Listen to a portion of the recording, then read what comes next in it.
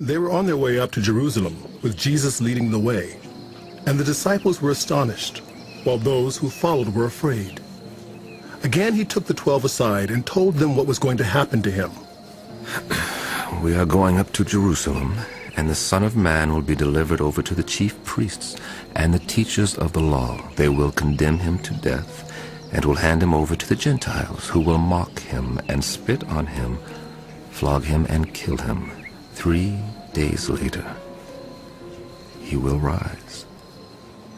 Then James and John, the sons of Zebedee, came to him.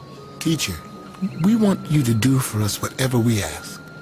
What do you want me to do for you? Let one of us sit at your right and the other at your left, in your glory.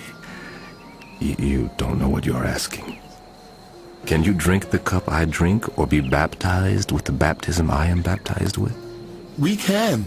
We can. They answered. Jesus said to them, You will drink the cup I drink and be baptized with the baptism I am baptized with. But to sit at my right or left is not for me to grant. These places belong to those for whom they have been prepared. When the 10 heard about this, they became indignant with James and John.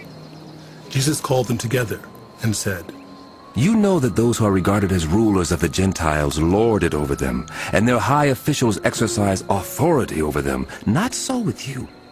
Instead, whoever wants to become great among you must be your servant, and whoever wants to be first must be slave of all. For even the Son of Man did not come to be served, but to serve, and to give his life as a ransom for many.